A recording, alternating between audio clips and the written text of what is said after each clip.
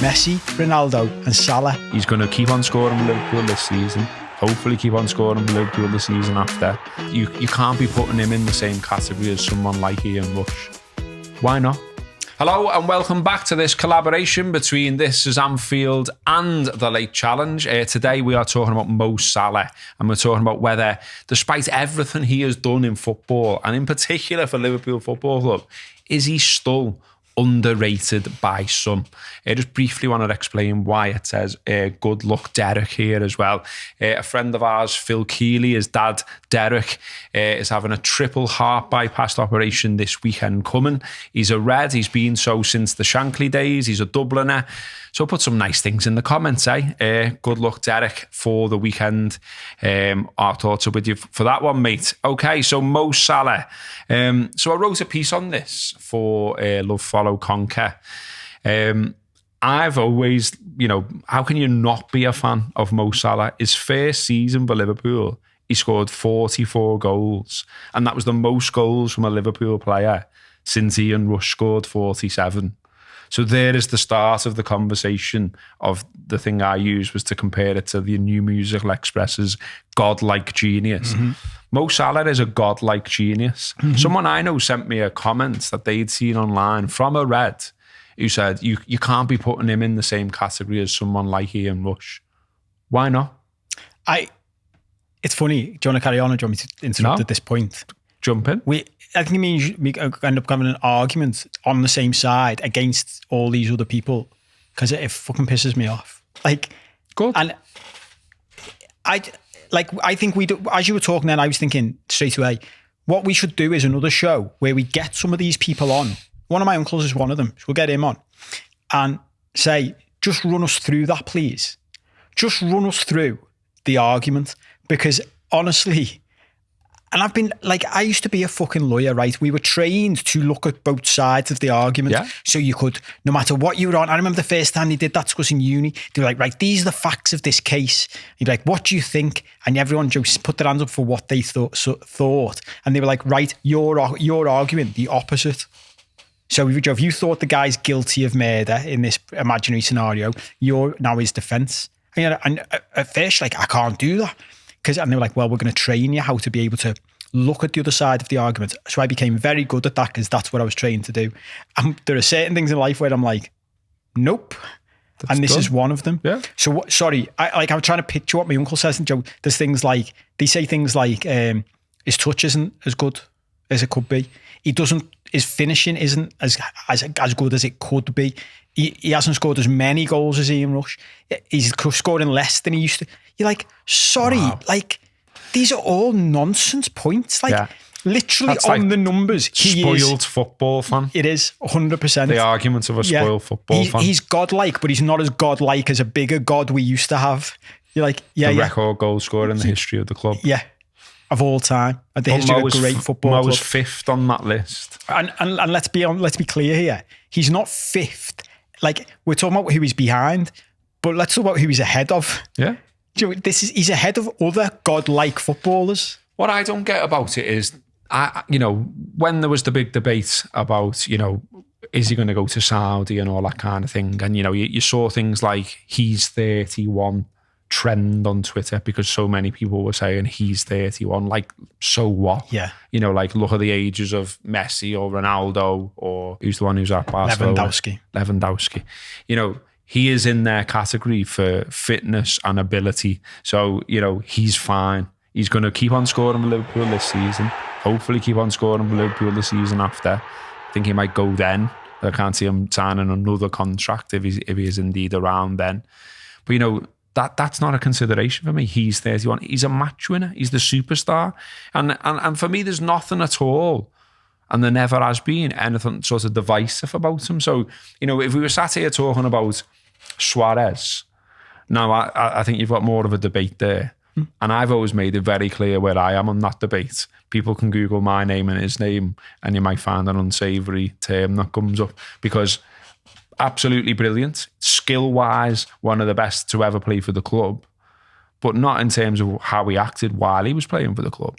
So there's the divisive nature of Suarez. Yeah. Equally, someone like Michael Owen won the Ballon d'Or, unbelievable in terms of his numbers, but what he did and how he did it and where he ended up and all that kind of stuff makes him a divisive figure. Again, there's nothing divisive about Mo Salah except that he just keeps scoring goals. He's always available. I think 4 out of the 6 seasons he's played for Liverpool, he's clocked up over 50 appearances. Yeah. You know, so he's rarely, if ever, injured. He's always scoring goals. He scored loads of important goals. He loves scoring goals against Man United and Man City. Who doesn't love that? And, you know, anytime that there's a big game or anytime there's a game, pretty much, he's playing for Liverpool and delivering. So where is the bit where he's not one of the greatest to have played for us? Well, I've been banging on about this for years. Like, Joe, in other shows we've both done on footy in the past few years, and people would be doing the debate about who's our best player, and you'd have all the cool kids saying it's Sadio Mane, and some of the cool kids saying it's Virgil van Dijk, and some of the cool kids saying it's Alisson. And I used to just laugh on every show and go, it's Mohamed Salah. Do you know how I know? Go on holiday, go to other parts of the world, and when you walk down and you go to the market stalls where they've got all black kits, when for the past 10 years, the 2 shirts that were up in those market stalls were Messi and Ronaldo. And do you know who they are now? Messi, Ronaldo and Salah. You go to anybody else in the world and say, who's Liverpool's best player? They say it's Salah. Why? Because the most difficult position to play on the pitch, which is why they become godlike geniuses when they do what they do, is centre forward. And even as I say that, he says himself, he's not a centre forward. Yeah, he says himself, I'm a winger. He's done all of this from the right wing his whole career for us. So all of that stuff, I'm just like, think about what you just said as well. Throughout all these seasons, when we had this, Mane's the best, blah, blah, blah, we had all of these footballers around him and the team itself around him, up and down, didn't we? We had some great seasons. We had some dip seasons. The one constant through all of those seasons, well, maybe not just the one constant, because I'm thinking of Alisson, thinking of people shouting at me on the internet. But, you know, as far as the Salah debate is concerned, he was consistent through it all. When Liverpool go shit, Salah's still good. When Liverpool are good, Salah's good. He still scores goals every season. And now he's evolving his game. When people are saying he's 31, he's past it, he's getting better. He's evolved his game. Now he's setting up loads of goals. Creative. He's one of the most creative. I think he might be our most creative player. When he was linked with the Saudi Arabian team, I saw some stats saying, don't just, if Liverpool lose him, don't just talk about losing the goals. They're losing the most creative player as well. And not only that as well, you know, obviously you see it sometimes that a player who's sort of, you know, not a one-trick pony, but, you know, they score the goals in a certain way, they do a certain thing. You can see over time sometimes that they'll get worked out to an extent. You know, coaches know how to, you know, guard against them, if you like. And I think us as Liverpool fans, we know if you've been going a match for, you know, throughout Mo Salah's Liverpool career, he doesn't get great treatment from the officials. Jesus. He doesn't get protection from the officials. It's the opposite, isn't it? Exactly. And yet, nevertheless, he's kept on going. He's kept on scoring. He's still a threat. He's still the main man. And again, this is why, for me, he's godlike genius stuff. I mean, you know, to say you can't put him on the same level as Ian Rush. Okay, Ian Rush scored 346 goals in 660 games. Mo Salah's only played 309 games and he's not going to play 660. So you know what I mean? So he's not going to have the opportunity to do what Rush did. But if you look at it in terms of, you know, sort of their ratio, in terms of the goal ratio, then his goal ratio is better than Ian Rush's.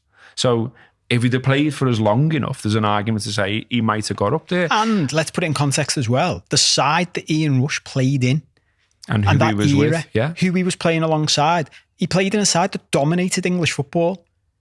We're not in.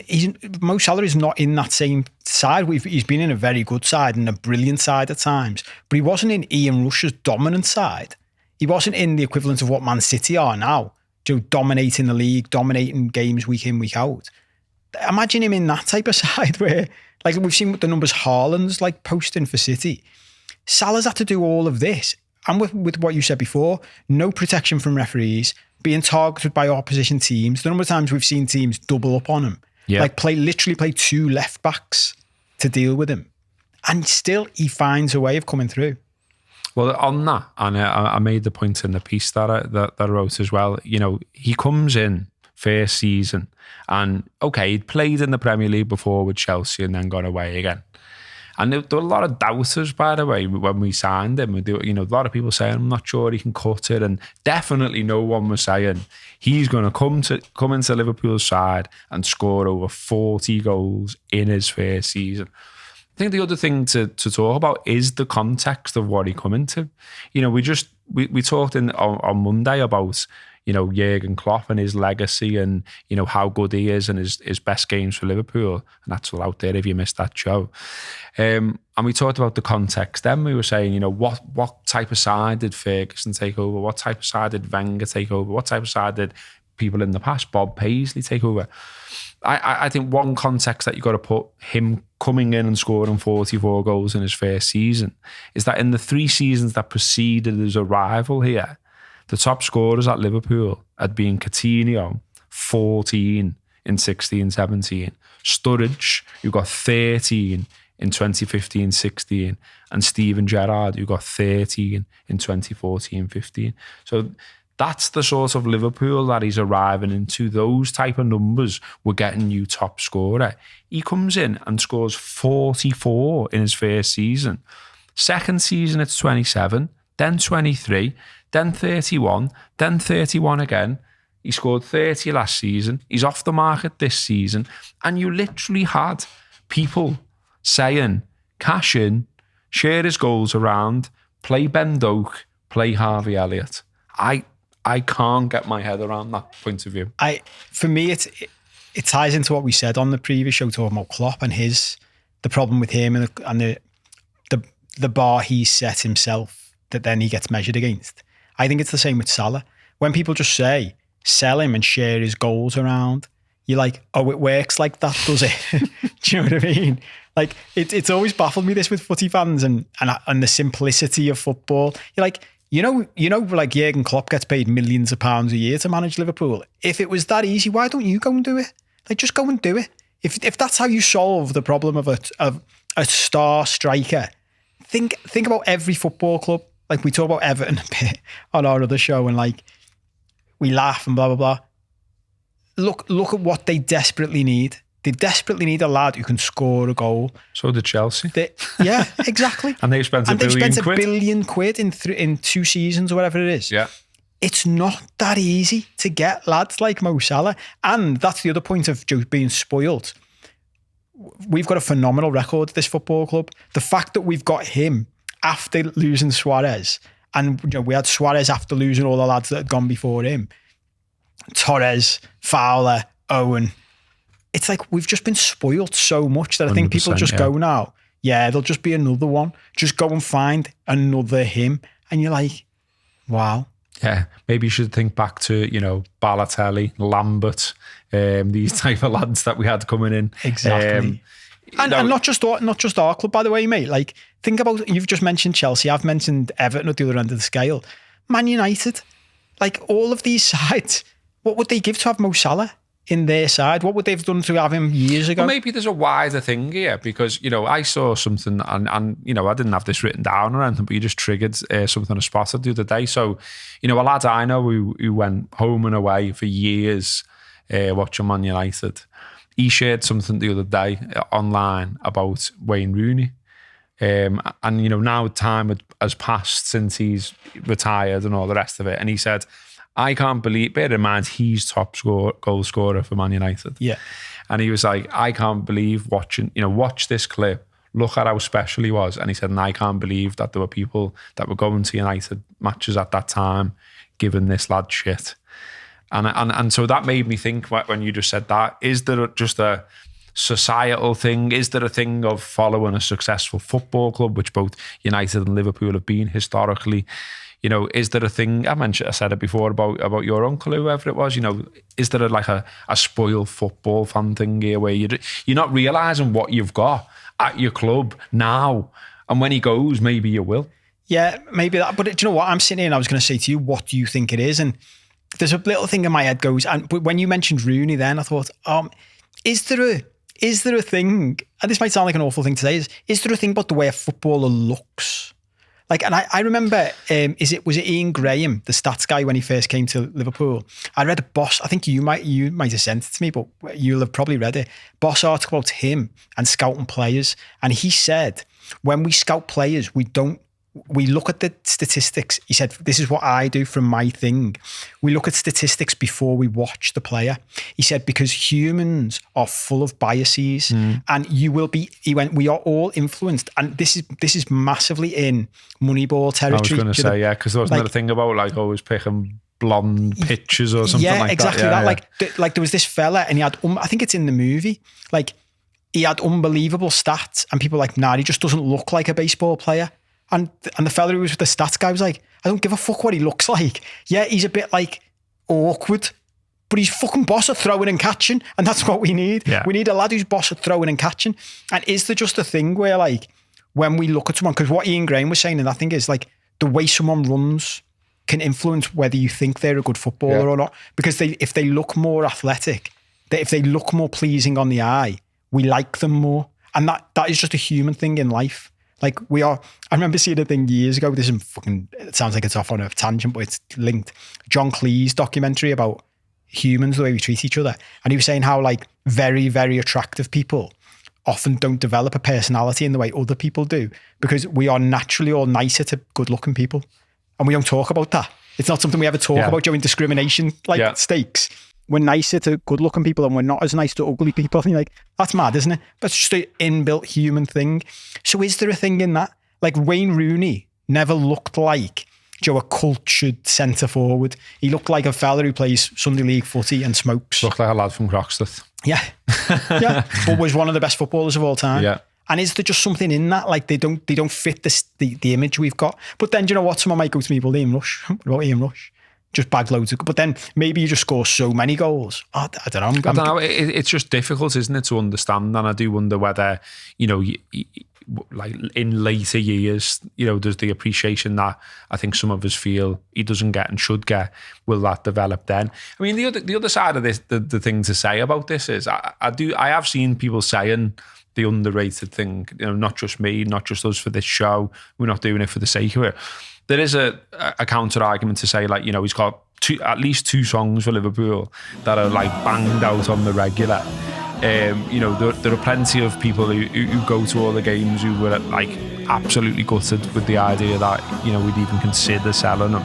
There are plenty of people that adore the fella. He's got a mural at Anfield. I think he's got one in like New York. He's got one in town as well.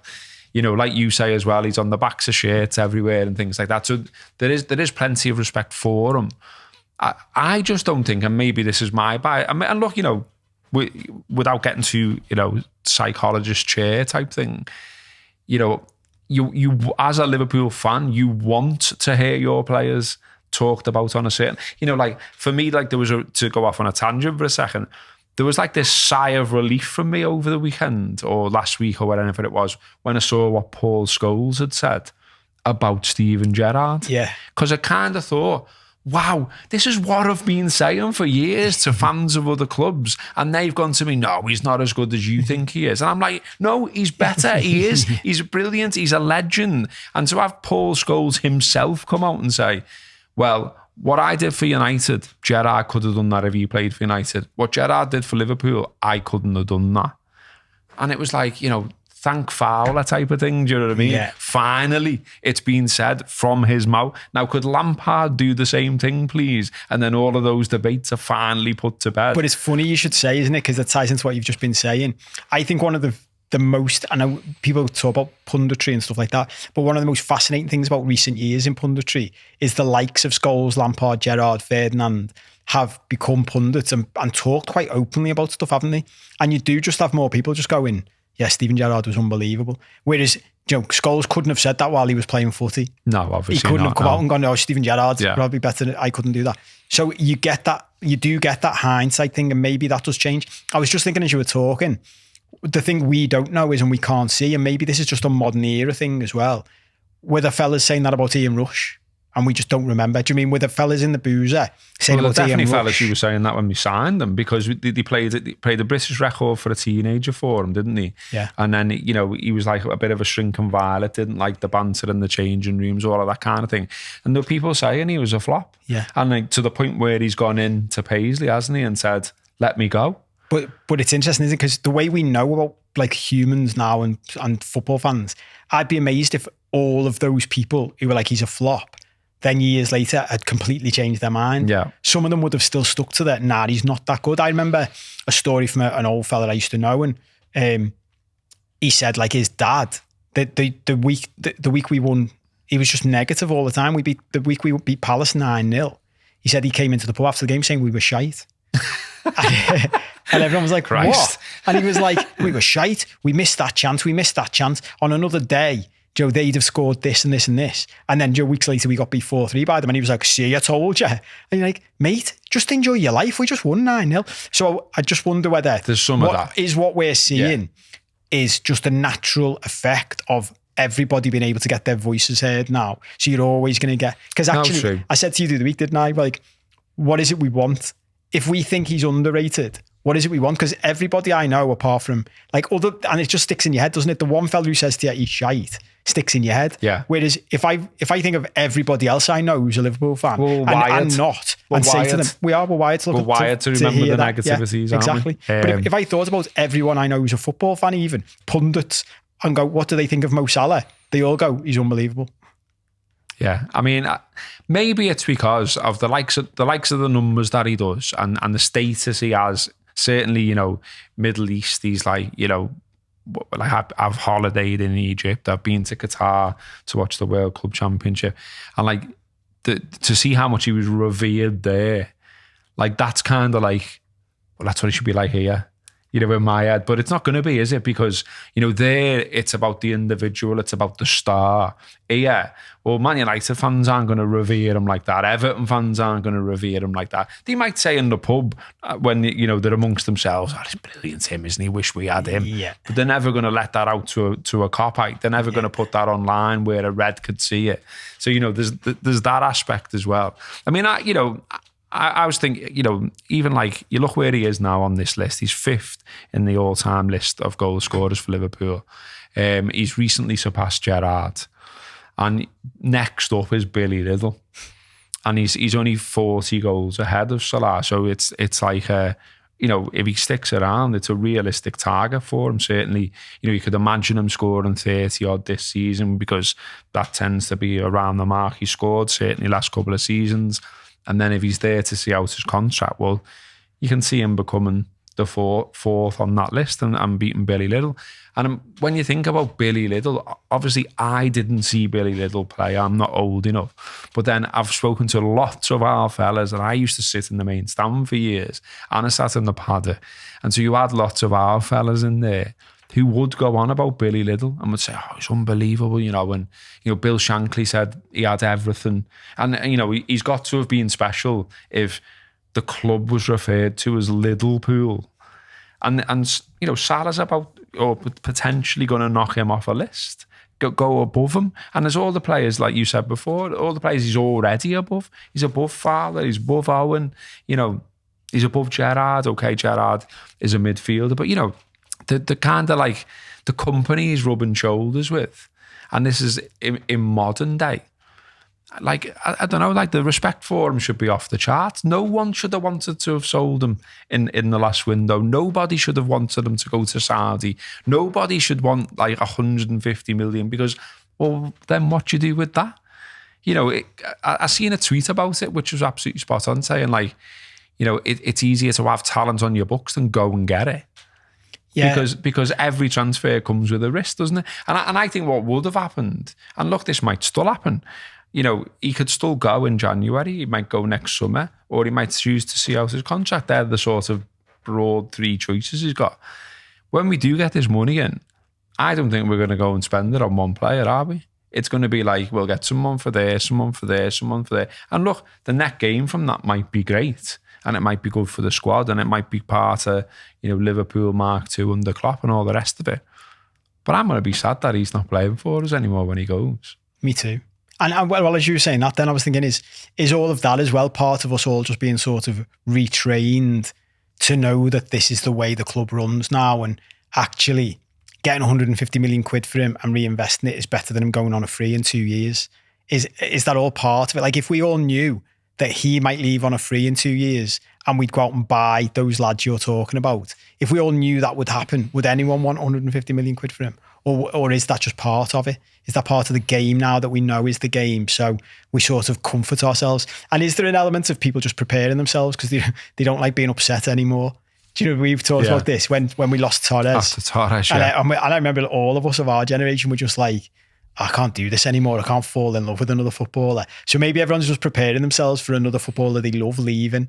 I'm trying to make sure it's okay. Do you know what I mean?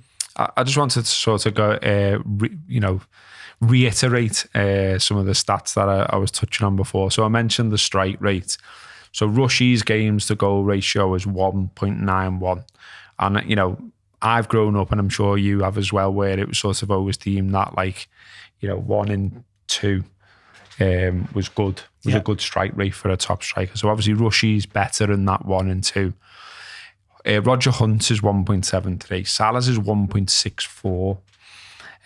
Aldo is 1.65. I think Salah's might have even, but Salah's might have been better actually from when I wrote this. So, but it's around that. Obviously, Suarez is 1.62. We mentioned him before. And then there's the thing about, Liddell. One of the things about Liddell was that Shankly said he was made out of granite. Never miss games, hard in games as well. Salah, the least he's played in a single campaign for Liverpool is 48. And in 5 out of the 6 seasons he's played more than 50 matches. And that's despite the heavy-handed defending, despite him being a marked man, despite, defenders, coaches, managers, everyone knowing what a threat he is. And there's this thing as well, isn't he? I've got that here as well, and we haven't touched on that yet. We'll have to wrap up in a minute. But there was a thing that went round for a while, and I think it was a product of him falling out or being seen to fall out with Sadio Mane. He was greedy. I remember Souness saying he was greedy. Other pundits touched on this greediness thing. And yet there was a piece in The Athletic not long ago saying that his assist against Newcastle was his 76th in all competitions for the club and took him to second outright in Premier League assists for the club, passing Steve McManaman. And only Steven Gerrard in Premier League era has more. So he's setting up a lot of goals for someone that's greedy, isn't he? Yeah. So, yeah, for me, he's an absolute legend. For me, he's one of the best players that's played for the club, certainly in the modern era. And yeah, Al Ittihad, 2-1 boys. 100%. And maybe we should just invite, the people who have the counter argument to this, because I'm conscious we're on the same side. Yeah, we very much are, yeah. Send us it in, but do us a favour. We'll read the don't do us a favour. Don't do if you want to put a counter argument to this, don't do a 1-line comment saying he's shite and got a bad touch or something. Tell us. Yeah, tell us. Why all of these things we've said. Put it in the comments and we'll read it. And if someone can put a really good argument across in detail as to why he should not be considered among the very best to have played for Liverpool, and it is in any way convincing, promise you we'll read it out on a future show.